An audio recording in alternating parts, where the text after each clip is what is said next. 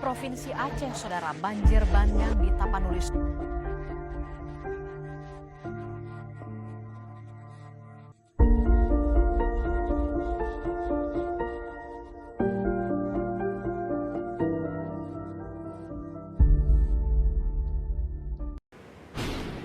Bayangkan, kamu terbangun bukan karena alarm, tetapi karena air dingin yang menyentuh kaki.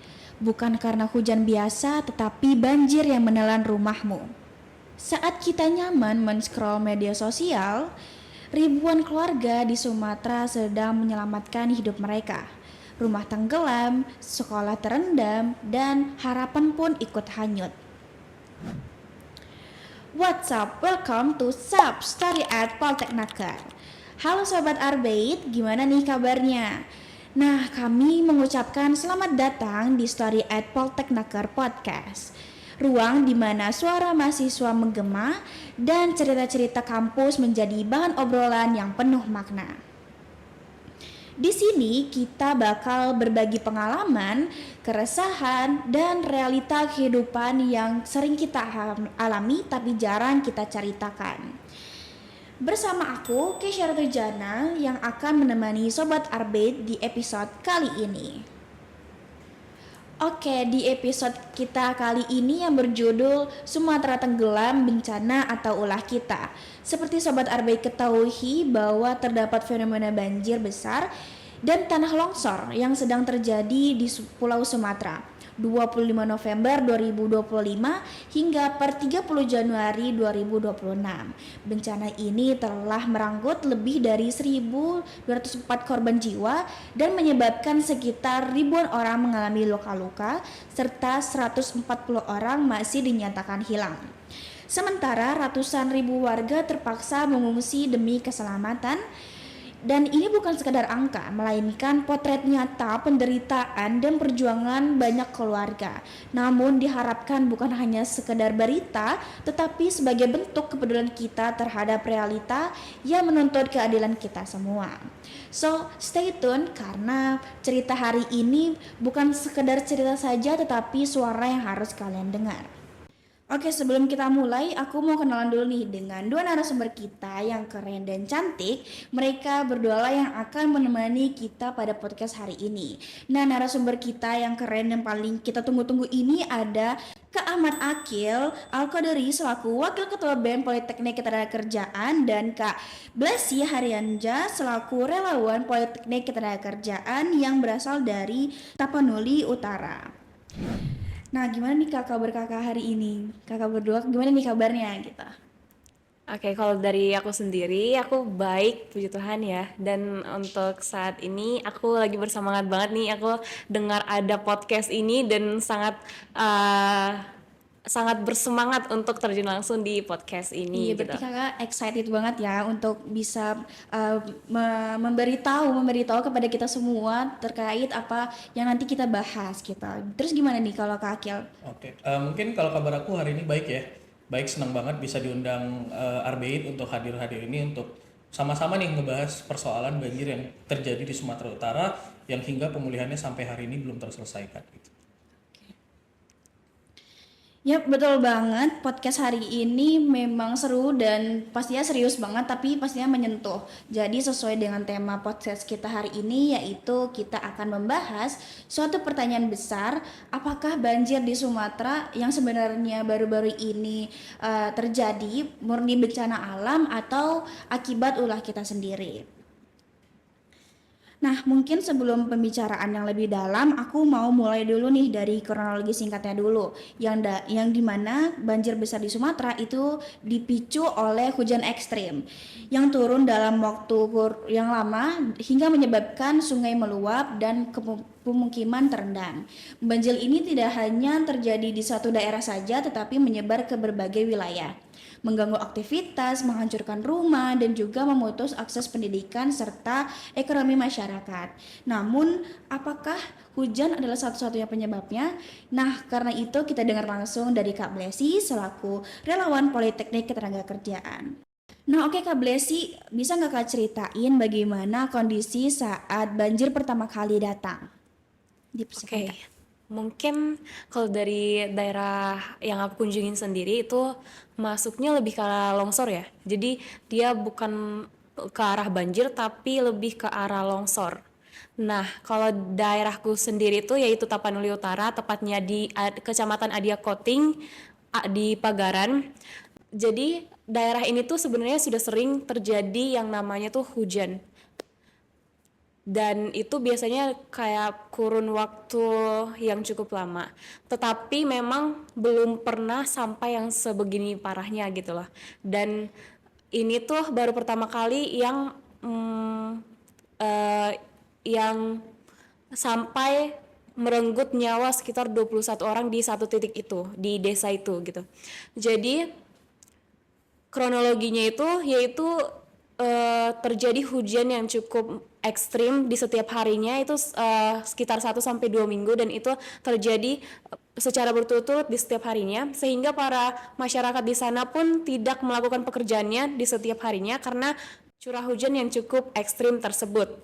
Nah, setelah hujan lebat itu terjadi pada subuh hari, aku kurang tahu harinya di hari apa dan tanggal berapa, tapi itu terjadi di subuh hari. Terus karena memang pemukiman warga ini terletak di depan pegunungan, dan itu memang di sana terdapat banyak bukit gitu. Jadi bukit itu longsor dan dia itu membawa banyak banget yang namanya gelondongan-gelondongan kayu ya. Jadi itu terjadi pada saat subuh gitu. Oke, berarti bukan hanya cuaca saja ya Kak. Nah, karena cuaca ini mengakibatkan banyaknya longsor yang ada di tempat Kakak, apalagi kan itu di depannya pegunungan ya Kak. Iya betul. Iya betul. Nah lalu dari Kakak sendiri nih, apakah banjir ini hanya disebabkan oleh faktor alamnya aja atau akibat aktivitas manusianya juga gitu? Lalu mengapa sih Kak bisa kayak gitu? Oke. Kalau menurut aku sendiri nih, ini bukan hanya karena cuaca yang ekstrim ya, bukan hanya karena curah hujan yang cukup tinggi, tapi juga tentunya ada peran manusia di dalamnya. Nah, memang cuacanya memang tergolong sangat ekstrim dengan curah hujan yang cukup tinggi, tetapi adanya banjir tersebut bukan hanya karena curah hujan yang cukup ekstrim tersebut. Nah, pada saat longsor tersebut kan kita melihat nih banyak sekali kayu-kayu yang sekiranya ikut terbawa dari pegunungan sampai ke dataran rendah. Jadi itu sebagai cerminan gitu bagi kita, ternyata hal-hal yang ditutupi oleh banyak orang di daerah tersebut akhirnya terkuak karena adanya bencana ini gitu loh. Jadi ini juga sebagian besar di daerah kami memang banyak banget yang melakukan penebangan gitu, penebangan hutan baik yang berizin maupun tidak berizin, dan itu bukan oleh masyarakat sekitar saja, tetapi juga ada pihak-pihak lain seperti yang udah ditutup baru-baru ini ya PT Pulp Lestari, itu juga ada sangkut pautnya dengan hal ini gitu lah. Oke, berarti bukan hanya kesalahan cuacanya saja ya Kak, tapi juga aktivitas manusianya juga menyebabkan banjir ini terjadi dan longsor juga terjadi. Iya betul. Oke, menurut Kakak nih dampak apa yang Kakak rasain baru-baru ini Kak? Apalagi yang awal-awal Kakak ngerasain banjir ini datang gitu, apa dampaknya Kak? Oke, untuk aku sendiri sebenarnya nggak ada dampaknya karena emang saya itu tidak terkena ya. Jadi yang terkena itu adalah sebagian masyarakat yang ada di Tapanuli Utara, tepatnya di Adia Koting. Nah, yang mereka rasain itu adalah selain kehilangan keluarga, selain kehilangan rumah, selain kehilangan harta dan benda, mereka juga memiliki pendapatan yang terputus. Kenapa pendapatan mereka terputus? Seperti yang kita ketahui pada saat longsor itu terjadi, tidak hanya memakan korban jiwa, tidak hanya rugi secara finansial oleh rumah, tetapi juga karena di daerah tersebut adalah mata pencahariannya itu umumnya adalah sebagai petani, mereka itu juga kehilangan mata pencahariannya oleh karena longsor tersebut, di mana tanaman-tanaman mereka yang telah mereka tanam itu semuanya tertimpa longsor dan mengakibatkan mereka tidak memiliki mata pencaharian untuk saat ini. Oh, oke. Kalau begitu, karena terjadinya banjir dan longsor, aktivitas manusia jadi terganggu ya, Kak. Jadi untuk mata pencarian yang ada di sana tuh jadi terhambat seperti itu.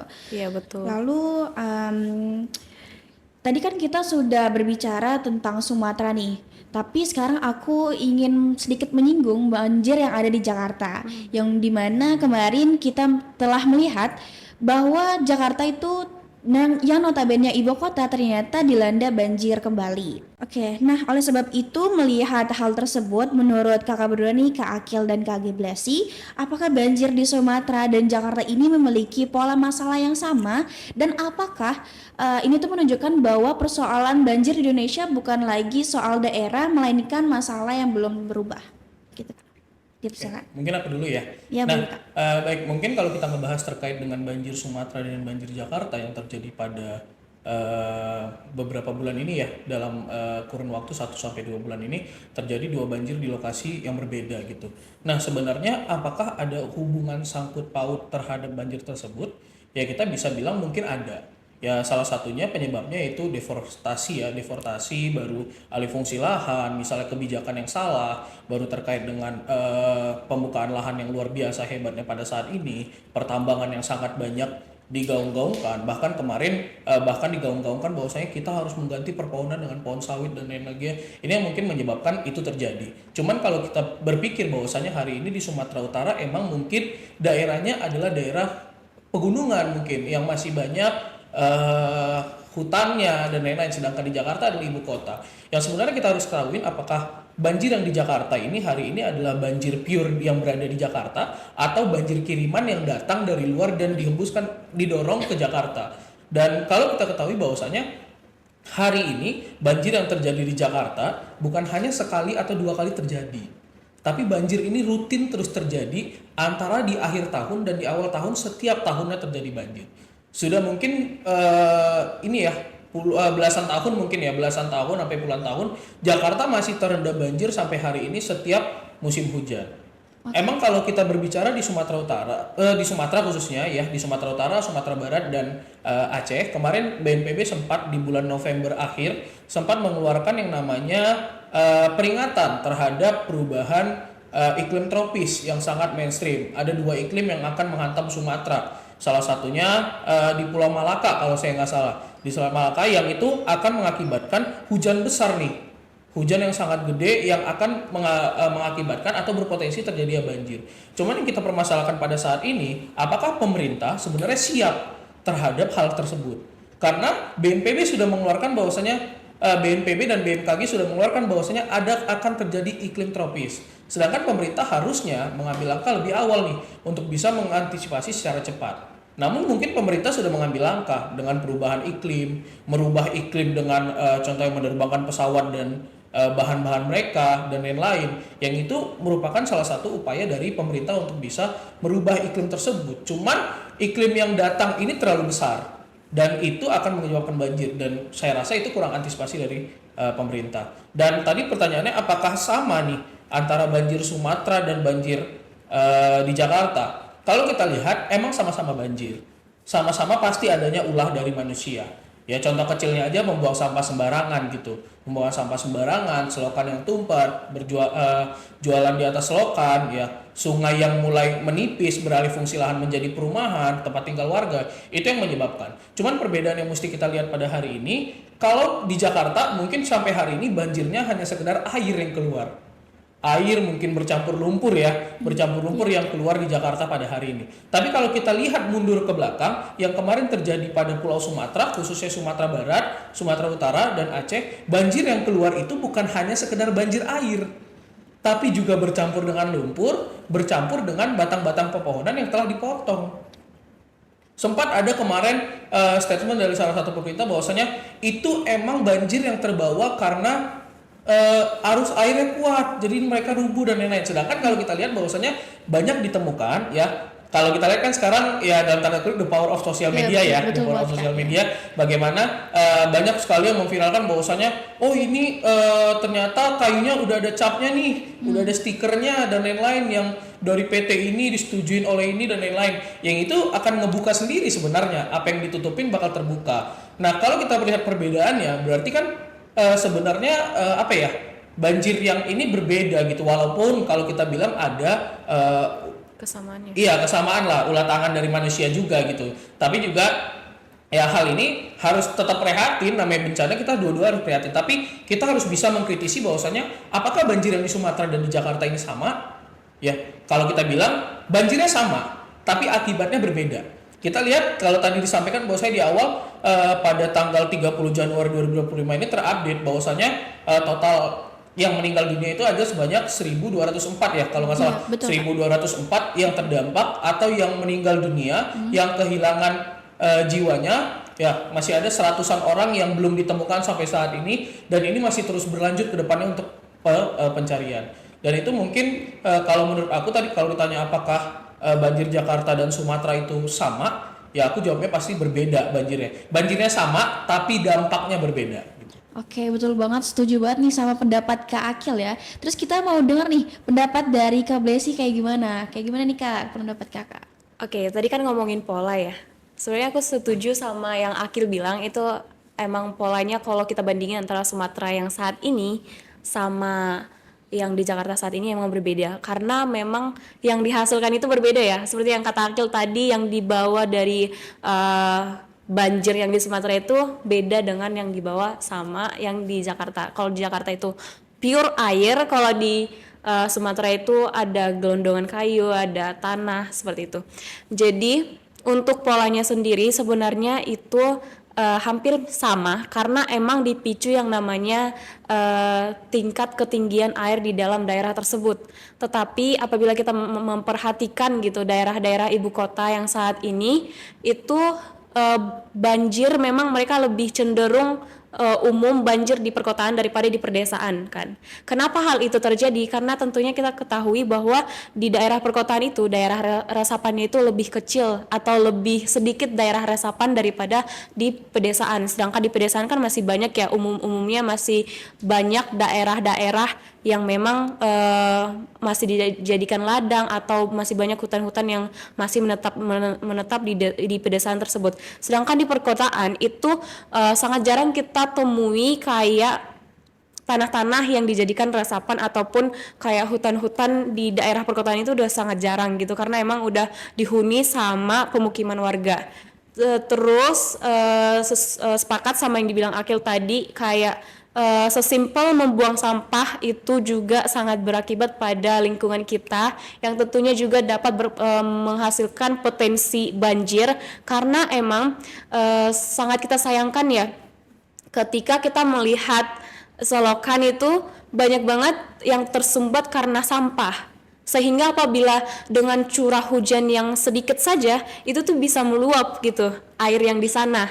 Walaupun sebenarnya itu masih cenderung ke banjir yang cukup dangkal kan, tapi itu masih bisa mempotensikan terjadinya banjir ini. Dan menurut pandangan saya sendiri, polanya itu sama karena itu berdasar pada tingginya tingkat air di dalam satu daerah tersebut sama daerah resapan itu gitu.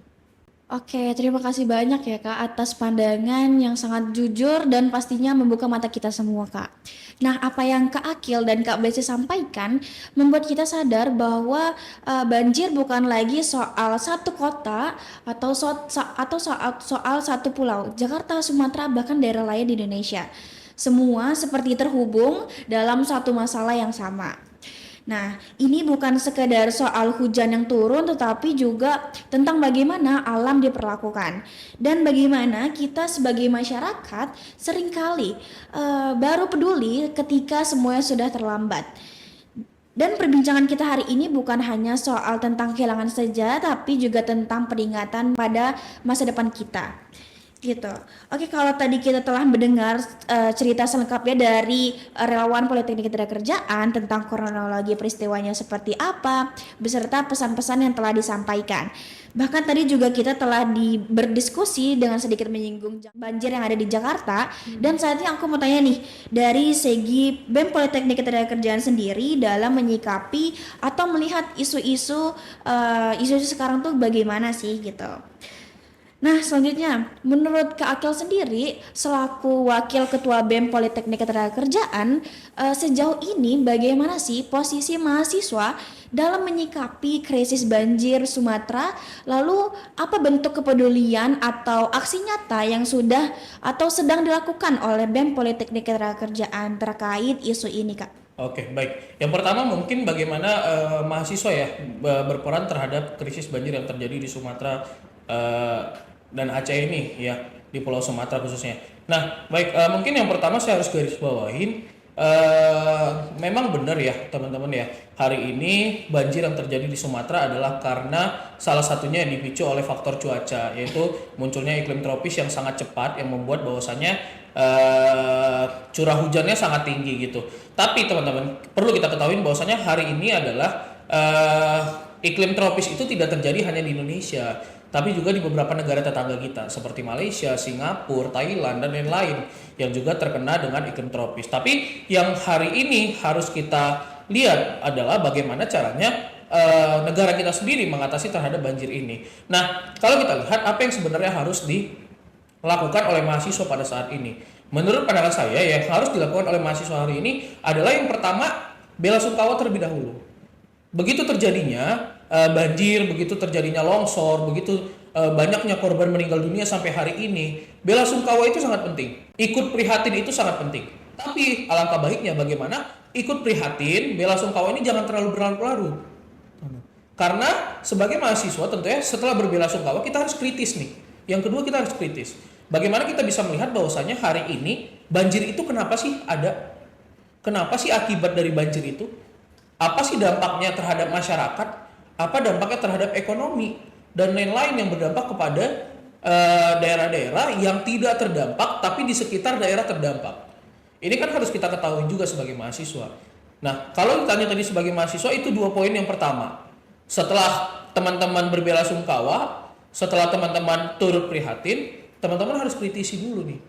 Melihat, kalau teman-teman gak kritisi, emang benar pada saat kejadian banjir Sumatera sangat banyak sekali yang berita-berita yang muncul di sosial media, mulai dari video, misalnya mulai dari foto, mulai dari kondisi di sana dan lain-lain itu gimana, banyak sekali di media sosial yang mengupload tersebut. Dan inilah fungsinya yang kedua tadi, kritisi terlebih dahulu. Sebenarnya mana yang benar-benar terjadi, mana yang gak benar-benar terjadi. Gitu yang kedua. Nah yang ketiga, aksi kepedulian atau aksi langsung dari mahasiswa. Bagaimana teman-teman mahasiswa yang pertama sudah aware ya terhadap masalahnya, sudah kritis terhadap masalahnya. Yang ketiga, teman-teman mahasiswa jangan tinggal diam di hari ini. Kalau teman-teman mahasiswa tinggal diam, ya nggak ada gunanya. Teman-teman kita yang terdampak di daerah sana gak butuh tuh, ya nggak terlalu butuh kita sedih-sedih. Sampai kalau teman-teman lihat ada video ya di sosial media yang salah satu influencer filming datang ke lokasi bencana naik mobil pick up ya sambil jalan menangis ya terharu, warga sekitar ngomong, ibu kami nggak perlu tangisan, kami kuat. Yang itulah mengakibatkan bahwasanya mereka sebenarnya nggak butuh loh tangisan kita. Betul. Sedih boleh tapi jangan larut. Yang ketiga kita harus aksi nih, bagaimana? Nah, saat ini kemarin begitu mendengar berita tersebut, BEM Politeknik Ketenagakerjaan melalui Kementerian Sosial Politik dan Lingkungan mengambil langkah cepat nih strategis untuk bagaimana caranya membuka donasi yang akan kita salurkan ke korban-korban terdampak bencana. Nah, kita membuka donasi kemarin selama 2 minggu kurang lebih dan kita mendapatkan hasil sebanyak 4.063.000 ya kurang lebih, kita mendapatkan hasil donasi segitu dan kita sudah transparansikan semua hasil donasinya di Instagram BEM Politeknik Ketenagakerjaan. Boleh teman-teman cek terhadap transparansi biaya tersebut. Setelah kita mendapatkan kurang lebih selama 2 minggu kita menghimpun, kita mendapatkan bahwasanya uang tersebut mau kita apain nih? Ya, mau kita apain? Nah, langkah selanjutnya setelah uang terkumpul, kita menerjunkan 3 relawan kita. Tiga relawan kita salah satunya ada Besi ya, dengan program kerja kita Polteknaker Tangga Bencana ya, Poltaben, yaitu menurunkan relawan kita sebanyak 3 orang yang kita bagi menjadi 3 lokasi berbeda, namun 2 lokasi ada yang berdekatan. Yaitu lokasi pertama ada di Tapanuli Utara, ada Blesi yang berangkat, yang kedua lagi ada di Aceh Tamiang. Tapi berbeda desa. Desa 1 dan desa 2-nya kita berangkatkan. Karena menurut data dari BNPB, yang terparah itu ada terjadi di daerah Aceh. Yang korbannya terbanyak itu ada di daerah Aceh.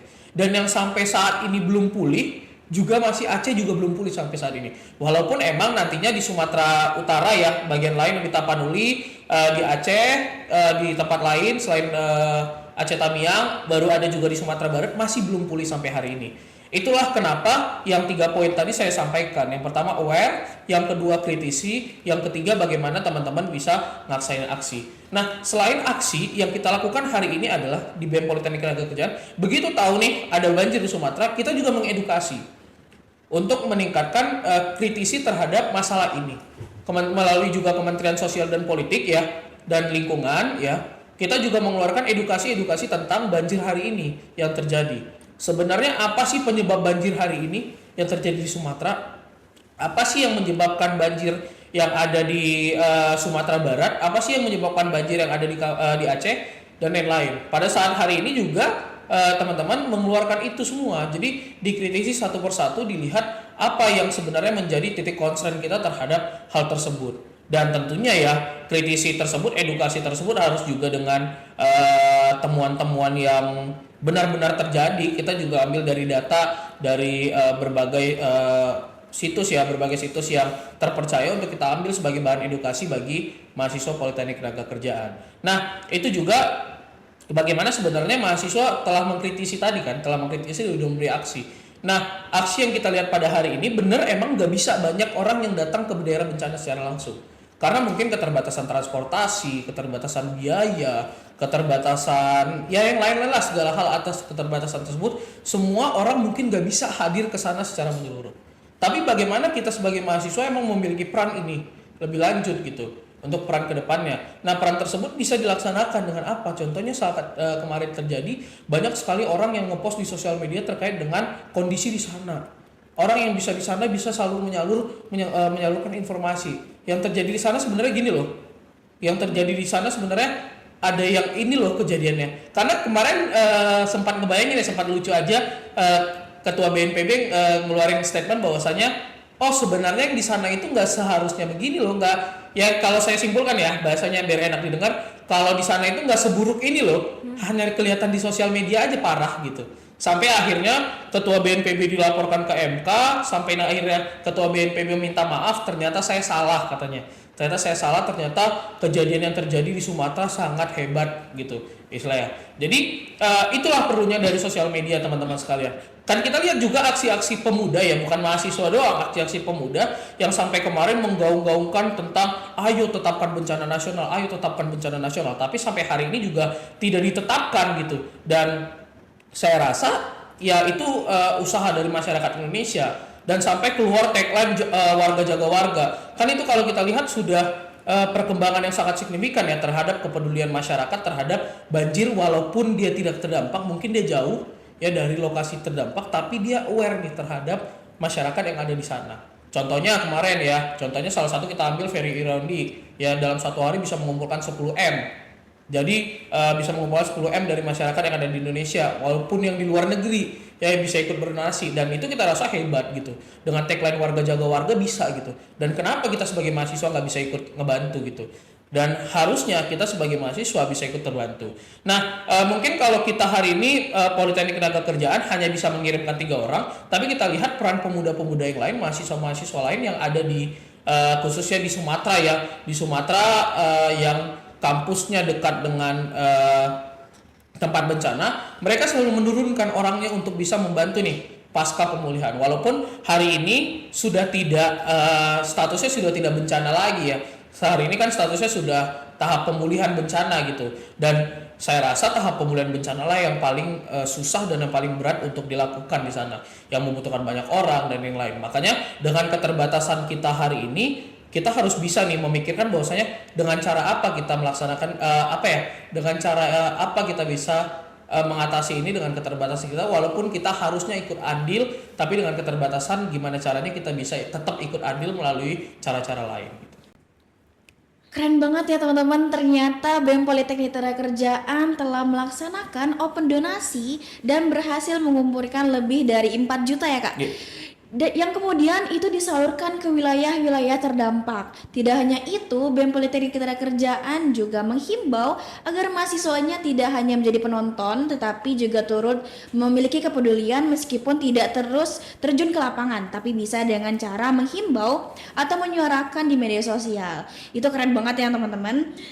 Nah, lalu apa pesan dari BEM Politeknik Ketenagakerjaan untuk mahasiswanya agar tidak hanya menjadi penonton dalam isu-isu sosial seperti ini, Kak Akil? Oke, baik. Mungkin kalau pesannya dari untuk mahasiswa ya, pesannya berarti juga untuk saya yang hari ini sebagai mahasiswa di Politeknik Ketenagakerjaan, pesan yang dapat kita ambil hari ini adalah ya tadi bagaimana teman-teman mahasiswa jangan hanya menonton saja, tapi juga bagaimana teman-teman mahasiswa bisa ikut andil terhadap hal ini gitu.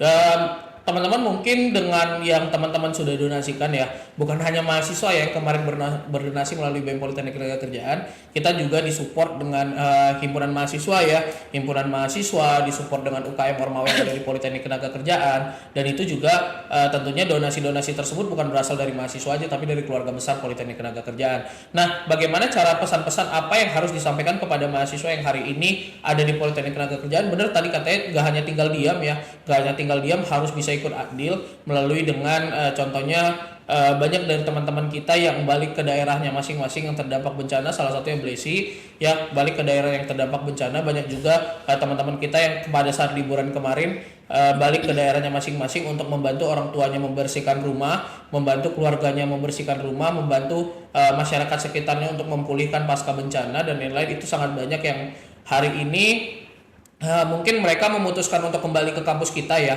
ke kampus kita untuk menuntut ilmu kembali, walaupun kondisi di daerah asalnya belum pulih secara 100%, tapi mereka punya kewajiban untuk menuntut ilmu, makanya mereka hari ini balik ke kampusnya untuk bisa mengikuti lah pembelajaran kita yang ada di Politeknik Ketenagakerjaan. Mungkin pesannya untuk semua mahasiswa yang ada di Politeknik Ketenagakerjaan hari ini bukan masalah daerah lagi ya. Walaupun kita jauh dari daerah Sumatera, tapi ini saya rasa bukan ada masalah, ini bukan masalah daerahnya masing-masing lagi, tapi ini masalah bangsa kita ya, masalah Indonesia, masalah semua, masalah NKRI. Bagaimana kita bisa saling mensupport antara kita yang jauh yang tidak terdampak dengan teman-teman kita yang terdampak, bagaimana kita bisa saling aware antara kita yang jauh di sini dengan teman-teman kita yang terdampak di sana gitu. Nah, bentuk kritis terhadap mahasiswa itu sangat penting teman-teman. Bagaimana caranya bisa membaca sebenarnya apa yang terjadi. Jangan termakan hoax ya, dalam tanda kutip jangan termakan hoax, karena kalau kita bilang banyak banget ya potongan-potongan video yang ada di TikTok, di Instagram, di sosial media ataupun yang melihat potongan video aja kita udah bisa mengambil kesimpulan bahwasanya oh ini loh yang terjadi. Nah, saya harap itu tidak terjadi di mahasiswa Politeknik Ketenagakerjaan.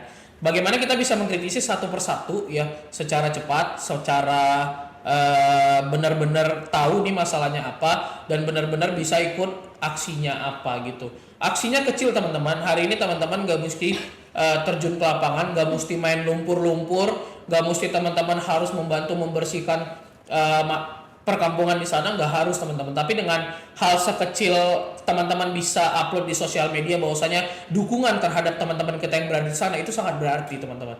Karena sampai hari ini kemarin juga ya itu tadi yang saya sampaikan, bahwasanya ketua BNPB bilang sebenarnya nggak gini loh kejadian di sana. Ini hanya diberat-beratkan di sosial media, tapi setelah saya ingat di berita itu ada menteri pertama yang datang ke sana. Pak Prabowo mungkin nggak tahu ya terkait dengan ini, tapi ada menteri pertama yang datang ke sana, itu Menteri Pertahanan. Setelah Menteri Pertahanan datang bersama anggota DPR datang pertama kali mengunjungi lokasi bencana, mereka baru tahu oh ternyata separah ini. Dan berita itu disampaikan terus ya melalui sosial media yang ibaratnya mungkin teman-teman kita yang di Pulau Jawa, di Pulau Kalimantan, Sulawesi, Papua dan lain-lain tidak tahu nih sebenarnya kejadian apa yang terjadi di sana. Tapi dengan kita sama-sama berkolaborasi nge-share di sosial media bahwasanya ini loh yang terjadi di sana, teman-teman kita terdampak ini loh. Nah, jadinya kita yang di Pulau Jawa, Kalimantan, Sulawesi, Papua bisa tahu nih terkait dengan apa bencana yang sebenarnya terjadi.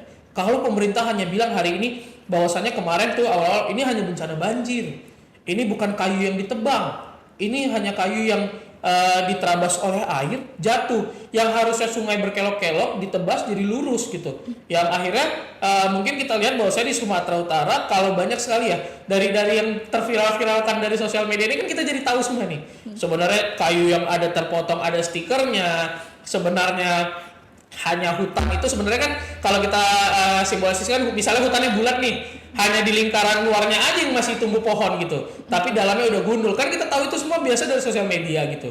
Nah makanya sangat berdampak gitu, jangan hanya teman-teman melihat bahwa saya oh ini loh mau komen gas gitu sebenarnya nggak gitu. Nah harusnya teman-teman bisa melihat apa yang sebenarnya terjadi.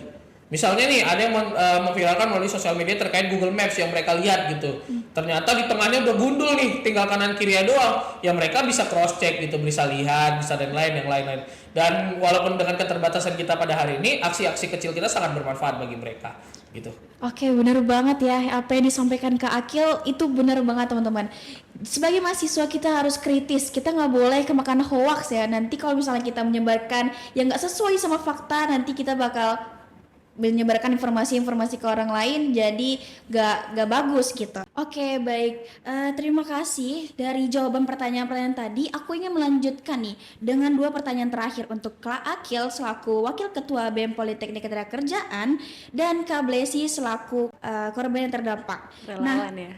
Sorry. Sebelum kita menutup podcast kali ini, apa harapan Kakak kepada pemerintah dan masyarakat agar kejadian ini tidak terulang lagi, dan apa pesan yang ingin Kakak sampaikan kepada pendengar podcast kita hari ini? Silakan Kak.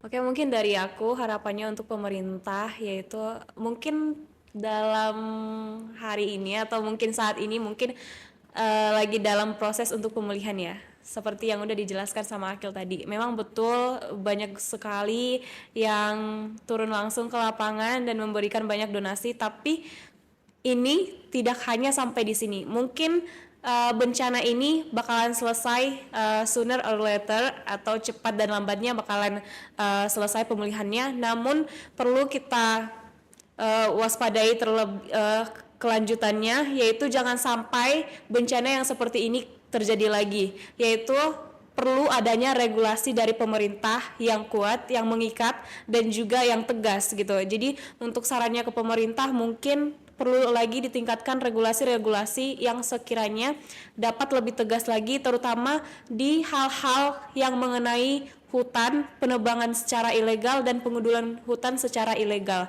Dan juga untuk masyarakat yang perlu ditekankan adalah mencintai lingkungan, menghargai lingkungan dan juga menjaga lingkungan, karena kita itu hidup di lingkungan kita sendiri dan kita sangat bersahabat dengan alam. Apabila kita merusak alam, kitalah yang akan menjadi korban yang paling banyak merasa kerugiannya gitu.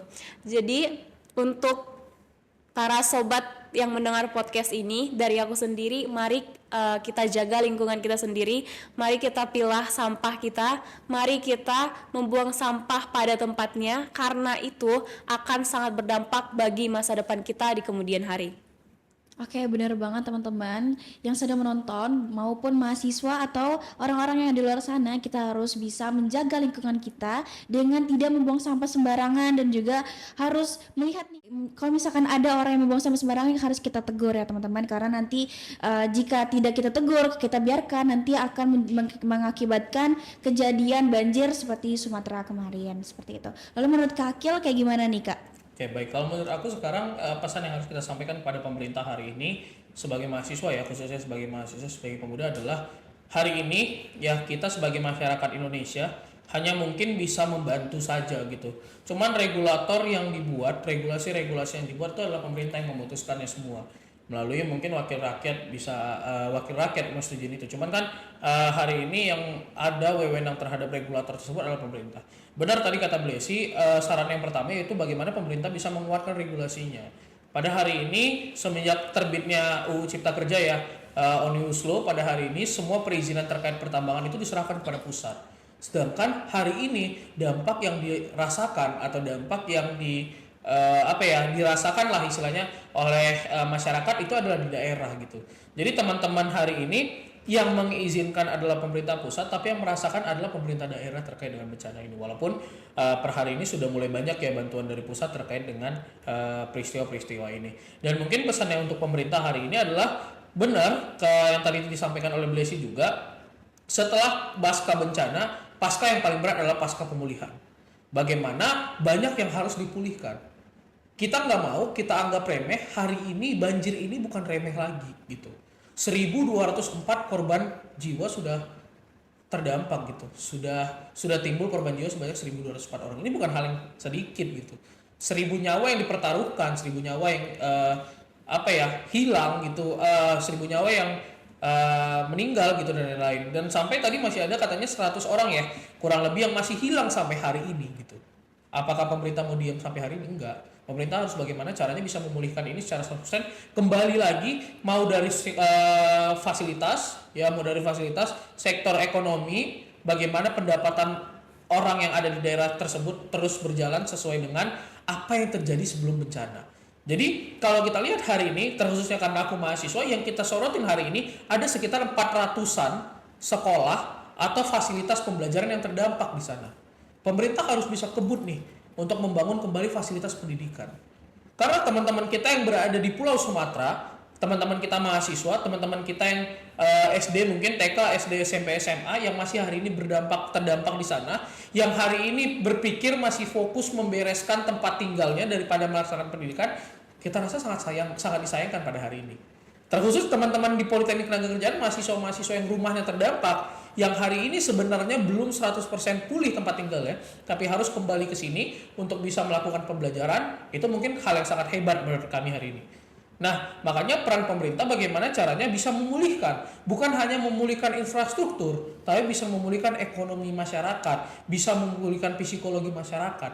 Kita kebayang hari itu anak-anak yang sedang bermain mungkin di teras rumahnya, yang sedang tidur di atas kasurnya, yang sedang ngobrol dengan orang tuanya, tiba-tiba datang banjir, kita nggak kebayang mental fisik anak-anak itu gimana. Dan tentunya ya tadi bukan hanya fasilitas, tapi psikologi anak-anak, mental anak-anak juga harus diperhatikan.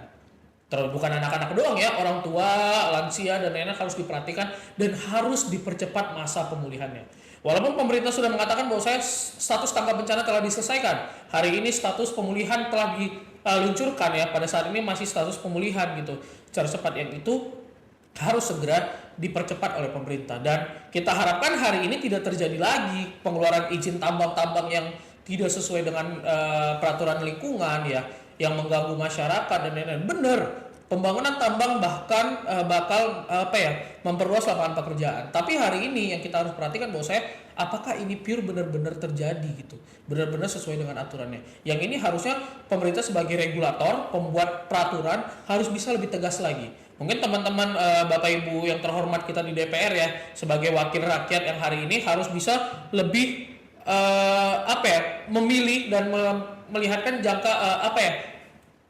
penyebabnya lah, akibat jangka panjangnya gitu. Jangan melihat bahwa akibat 1-2 tahun. Emang dengan diciptakannya peraturan cipta kerja kemarin bisa meningkatkan ini ya, investasi yang ada di Indonesia. Cuman dengan perizinan terkait dengan tambang itu kan harus kita perhatikan kembali agar ini tidak terjadi. Nah, pesan untuk mahasiswa hari ini adalah benar kata Blesi tadi, dimulai dari hal yang kecil, sampah ya. Bagaimana kita bisa menjaga lingkungan sendiri, karena tentunya bukan lingkungan yang mengganggu kita, tapi hari ini kita yang mengganggu lingkungan. Kenapa saya bisa bilang begitu? Teman-teman hari ini tinggal di rumah yang dulunya mungkin hutan, ditebang, dibangun rumah, dibangun pemukiman warga yang untuk tinggalnya hari ini. Teman-teman hari ini kita bisa tahu bahwasanya mau bagaimanapun teman-teman menutupi kerusakan alam, alam bakal menunjukkan dirinya sendiri.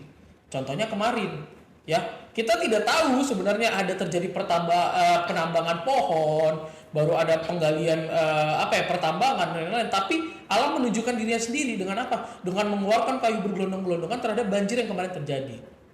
Makanya hari ini mulailah teman-teman kita bisa sama-sama saling menjaga ya, Sobat RBI, teman-teman yang nonton hari ini, bagaimana caranya kita bisa sama-sama saling menjaga lingkungan ya, mulai aware terhadap isu-isu lingkungan, mulai bisa memilah dan kritisi terhadap peraturan-peraturan yang dibikin oleh pemerintah.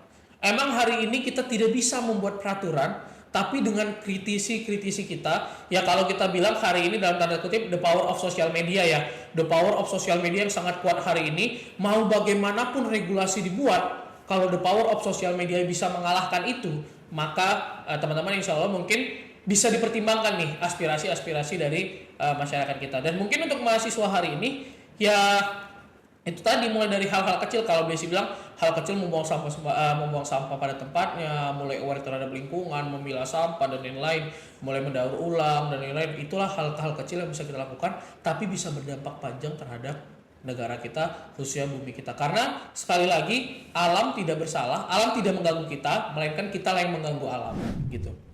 Baik, terima kasih banyak sebelumnya kepada dua narasumber yang telah menemani kita berbincang mengenai kronologi peristiwa dan juga dalam menyikapi isu-isu seperti ini. Dan kemudian agar lebih membentuk kepedulian kita terhadap yang terjadi di sekitar kita. Sobat Arbeit, tidak terasa kita telah ada di ujung acara dan kita telah berbincang banyak, kita telah menemukan kesimpulannya, yaitu apakah banjir di Sumatera terjadi karena bencana atau ulah kita? Jawabannya adalah keduanya. Tetapi manusia memegang peran besar. Banjir ini bukan hanya soal hujan saja, tetapi ia adalah cermin hubungan manusia dengan alam. Hutan ditebang, sungai dipersempit, sampah dibuang sembarangan, dan ketika air itu meluap, yang kita salahkan adalah cuaca. Padahal alam hanya merespon apa yang telah kita lakukan. Jika kita memilih diam, kita harus ikut bertanggung jawab. Terima kasih untuk Sobat Arbeit yang telah setia mendengarkan episode perdana Story at Polteknaker. Terima kasih juga kepada narasumber yang telah berbagi cerita dan suara hari ini. Banjir bukan hanya tentang air yang naik, tetapi tentang kesalahan yang telah kita biarkan terlalu lama, sampai akhirnya tidak bisa kita tutupi lagi. Aku, Kesha Artujana, dan kru pers mahasiswa Arbeit yang bertugas pamit undur diri. Sampai jumpa di episode berikutnya. Tetap peduli, tetap bersuara. Bye semuanya. Audio Jungle.